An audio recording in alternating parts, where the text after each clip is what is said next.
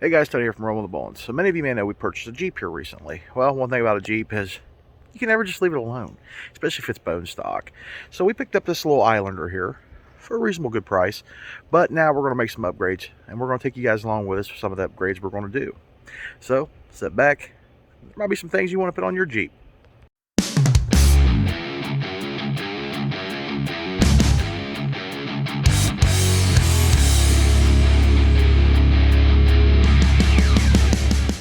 One of the first things you're going to want to replace on your Jeep is these headlights. These headlights absolutely suck in the dark.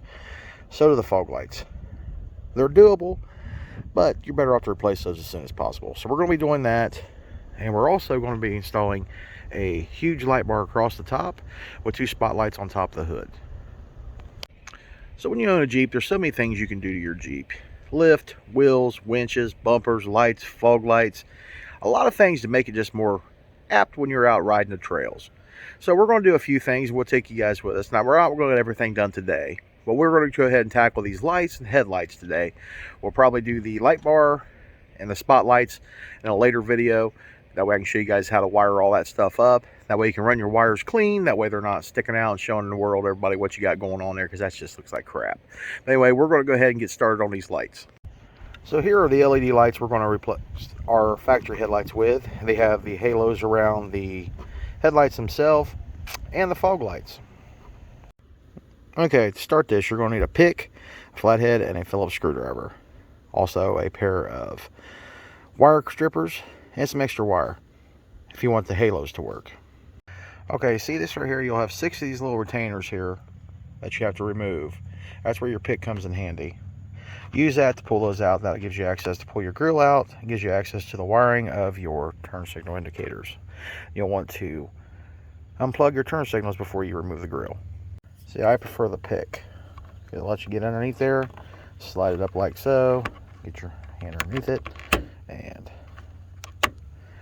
voila, she's out. Do not lose those, because you need those, put those back in. Gotta put the grill back in there. So you want those, they're kind of hard to find. Now once you have those 6 retainer clips removed from the top, you do have a few down here at the bottom, but when you pull it out, just be careful. Sometimes you gotta give them a little bit of convincing. Okay, one other thing I forgot you'll need is a little Torx bit to take off the chrome beauty ring. Yeah, oddball size.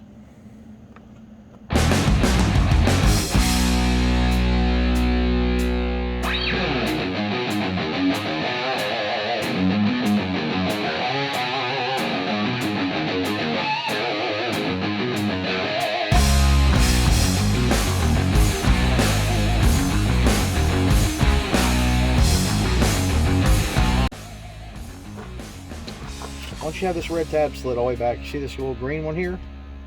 Press it down with your thumb, and depending on how long the headlights have been in there, ring here, we don't want to bend that. Like I said, I'm going to use that again. Now push on that, and kind of wiggle it a little bit. Alright, it's going to be a pain in my ass. Once you pull that red retainer clip back, simply press down on the green one here in the back, give it a little wiggle, and there she is. She's out.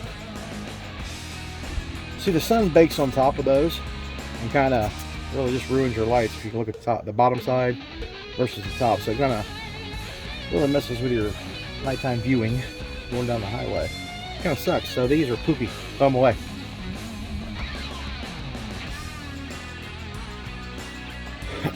Okay, since this one here has the ability to make this halo ring link with your turn signals, that's what this there's the red one's for the turn signal, and this green one here is for your daytime running light, which this Jeep does not come equipped with daytime running lights, so we'll have to find a place in the fuse box up here to run that to, that only comes on when you have your ignition on.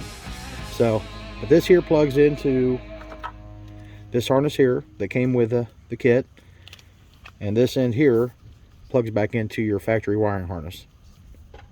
So pretty simple, plug and play. This is the only hardest part about it, is hooking this up to your turn signals and hooking this up to your fuse box somewhere so you can figure out whether you know what daytime running lights or however. But we're gonna try to hook it up the way we can. Hopefully everything goes the way it should. Should be able to find a safe place in that fuse panel here. So let's get it in.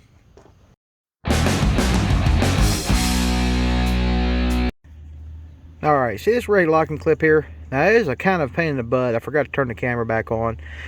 You really got to shove this thing all the way in there, so you can get your fingers pressed way back in there.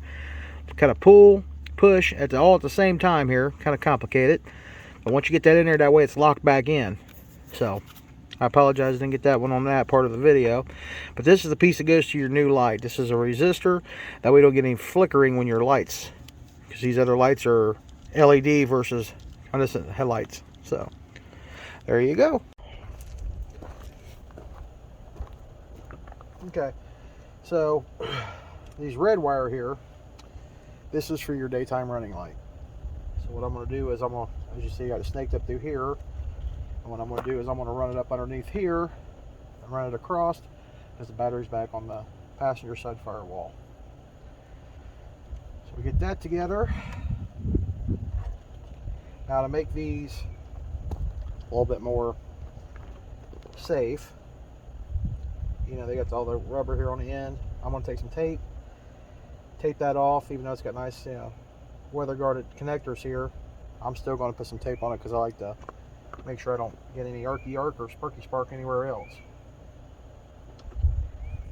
So we'll wrap this around like so. Careful you don't get the one for the turn signal wiped up in there.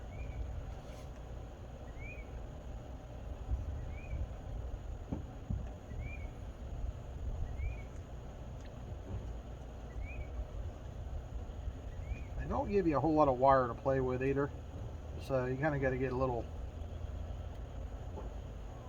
tight with things, and it can become frustrating quickly. So when it becomes frustrating, just walk away for a second. Best thing to do. So we got ours all wrapped up. Alright. So here's the pigtail after it's plugged into your factory harness here, and the red safety clip is back on.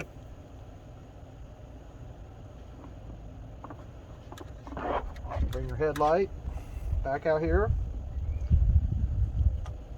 and plug it in. Now these connections are very tight from where it's new, so you almost gotta fight these things to get them in the right place. But you want them to get them all the way up there to where you can get them up, and don't drop your light because that can get expensive.